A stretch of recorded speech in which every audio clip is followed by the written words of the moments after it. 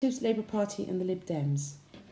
There isn't one definition of what political parties should be, but there are recognised ideals of what they are. Without these discerning points, do not really have a chance of gaining and winning party status, or if they do, then staying a cohesive and viable party.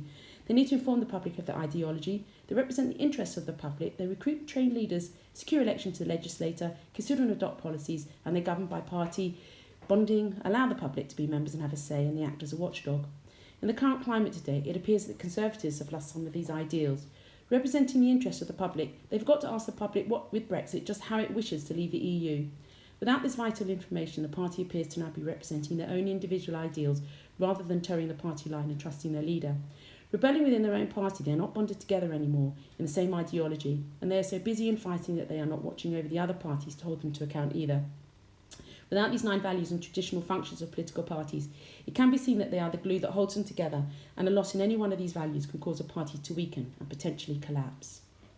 The ideology of the Labour Party is for the state to provide for those less fortunate in society, reduce inequality, strengthen workers' rights, create an economy that works for all, have a fairer deal at work, secure homes for all, healthcare for all, safe communities, and have a global Britain. Influencing the ideology of the Labour Party structuring its development were the Christian and the ethical roots of the party's socialists, scientific socialism and organised labour, leading to redistribution and to equality of outcome and opportunity. At the end of the 19th century, there were 2 main parties, the Conservatives and the Liberals. The Labour Party grew from the trade unions at the end of the 1800s. This new party appealed to the new strata of people, the working classes who felt ignored by the Conservatives and were disillusioned with the Liberals as they felt they were not adequately representing them. They were already socialist parties, so in 1900 the trade unions and the TUC brought these groups together to form a Labour group called the Labour Representation Committee. In 1906 they won 26 votes in the general election, and the name the Labour Party was adopted with Keir Hardie as the chairman. The Representation of the People Act 1918 gave almost all adult men the vote and dramatically increased the electorate to 21.4 million and was very much in Labour's favour. In 1922 Labour became the second largest political group and officially the opposition with Ramsay MacDonald as its leader. In this period, they managed to pass legislation to improve housing, education, social insurance and address unemployment. With the Wall Street crash of 1929 and the Great Depression in the USA, they saw the 3 parties form a coalition, creating the national government. But not everyone was happy though, and many of the Labour MPs formed an opposition to the national government. In 1931, when the national government won the general election, the Labour Party was bitterly divided between its power and its founding ideals. In 1935, Clement Attlee, now the Labour leader, joined a wartime coalition and was appointed a member of the War Cabinet and became the Deputy Prime Minister. Then in 1945 they won the general election with 50% of the vote. The radical programme included enacting Keynesian economic policies, nationalising major industries, the NHS 1948 and the welfare state, dismantling of the British Empire and the development of Britain's nuclear weapons programme, very much against the ideology of members of Pat Attlee's party, and so it took them over 20 years to get back into government. But their other successors did meet much of the party's ideology and policy aims. In 1964, Labour won the general election with Harold Wilson as their leader, and radically implemented social and educational reforms. But the economic situation was bad, the country ungovernable by either party, industrial unrest, frozen wages, high inflation, and so in 1974 they made a pact with the Liberals. The winter of discontent 78 saw Labour struggling. By 1979 Britain was ready for change and the Conservatives. It took 18 years before Labour came back to power. Michael Foot now led the Labour Party with his severe leftist views, 25 MPs split and joined the New Social Democratic Party. His manifesto in 1983 was called the longest suicide note in history. They suffered a crushing defeat and this was the turning point for Labour. Neil Kinnock reformed a modernised Labour Party, dropping lefty policies. With a change of image, the red rose replaced the red flag. By the mid-90s, the new Labour movement had begun. Tony Blair in 1997 started winning clause 4. The part of the 1918 Labour Party constitution setting out the aims and values of the Labour Party. Blair's actions with the Labour Party can be likened to a management takeover of a PLC, which cost a lot to set up. When PLCs fail, they can be sold for £1 and someone looking for a vessel to tout their own wares without the cost and the effort of setting up a PLC can buy them out. Blair has been likened to doing this with the Labour Party, using the empty vessel the Labour Party had become and changing it until it looked nothing like its own original clause 4, preferring to head down the right-hand side of politics and become closer to the Conservatives than ever imagined possible. Third way or the middle way, Labour's radical views were now moderated and the party came to power in 1997 and stayed for 10 years with a majority of 179 and enacted major progressive social reforms. But his allying with the USA over the Iraq War was Blair's fall down. In 2007, Gordon Brown did not manage to reinvigorate the party. And in 2010, Ed Miliband's themes were overridden by the media's obsession with mocking simply by the way he looked. Currently, Jeremy Corbyn is the leader of the opposition. As of 2019, the manifesto still holds to the original values of the greater, looking after everyone, including the poor, although many of the issues are different today. The characters of the leaders of the Labour Party are what are more touted in the papers than its real values. The Labour Party has a federal structure with 3 state parties operating in Scotland, Wales and England. The Labour Party is made up of different organisations, branches and branch Labour parties, CLPs, 12 affiliated trade unions under the TULO, the Parliamentary Labour Party, Socialist parties and the Cooperative Party.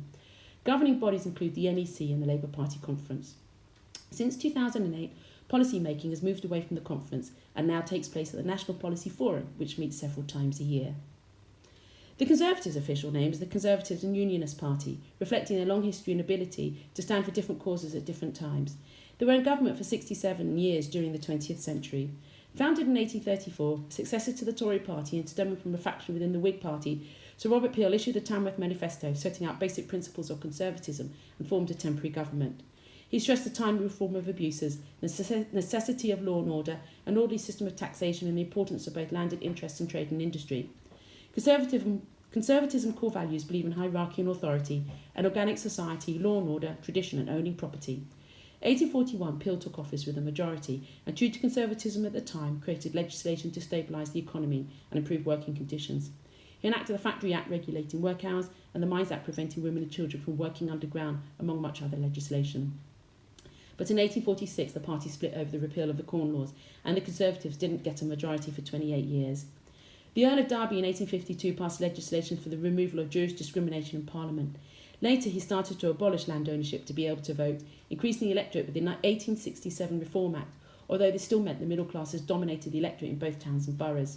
In 1874, Benjamin Disraeli envisaged the One Nation ideology with his social reforms. Also known as progressive conservatism, he was a left-sided conservative and believed in the need to improve the working conditions of the working classes, to bring them together, a paternalistic society as a safety net where the wealthy pass the benefits to the poor, and he advocated the preservation of established institutions and traditional principles. Subsequent Conservative governments provided financial support for schools, distanced the UK from apartheid, sped up the process of decolonisation, was humiliated in Suez but took Britain into the EEC. We were booted out of the exchange rate mechanism but led the way to the Good Friday Agreement and the end of bombings by the IRA. And then there was Margaret Thatcher and Thatcherism. It had 3 key elements: the free market creating prosperity and therefore greater freedom, minimal state intervention and individual responsibility. With Thatcherism, the government's role was reduced in the well-being of the common people, reforming the trade unions, cutting taxes, privatisation and deregulation. This was a complete move away from the original ideals of conservatism, still serving the wealthier class of people, one we recognise today as some might say the non-caring and the non-listening party.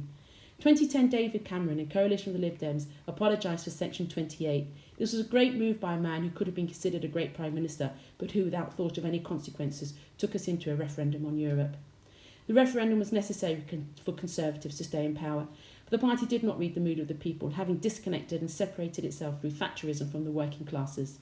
The response to the referendum sent shockwaves through the Conservative Party. Cameron's resignation brought us Theresa May a Remainer. Calling a general election in 2016 again showed the lack of understanding and their disconnect to comprehending the nation's mood, losing the party its majority, and now the bitter divisions within the Conservatives is showing us in slow motion a party imploding.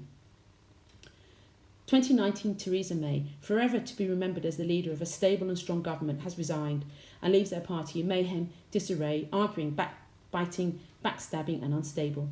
It is currently in a leadership race with Jeremy Hunt and Boris Johnson. Will we hard exit Europe with no deal or softly with a deal?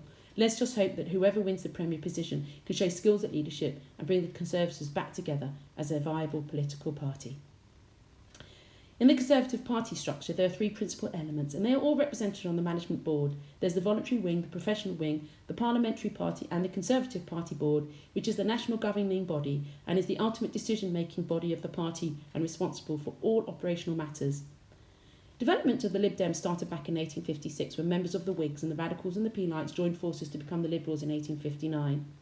In the 1920s, a breakaway party from the Liberals called themselves the Social Democratic Party. 1982, Labour Party members and Conservative Party members formed the Democratic Party. 1988, they then merged with the Liberals to form the SDP Liberal Alliance, producing a joint manifesto in the 83 and 87 general elections. In 1989, they were renamed the Liberal Democrats. As centre, they opposed the war in Iraq, want electoral reform and are committed to Europe integration. In coalition in 2010 with the Conservatives under Nick Clegg, Vince Cable is the current leader since July 2017. They have a federal structure. It's the three state parties like the Labour Party with England, Wales and Scotland, which are responsible for UK-wide policy, parliamentary election and fundraising. There's the Federal Board, which monitors the work of the other federal committees, the Federal Policy Committee, the Federal Conference Committee and the Federal Committee. England is divided into 12 regional parties, and as a member you join the local party, which is responsible for selecting local candidates as well as parliamentary candidates, which have been drawn up by the three state parties.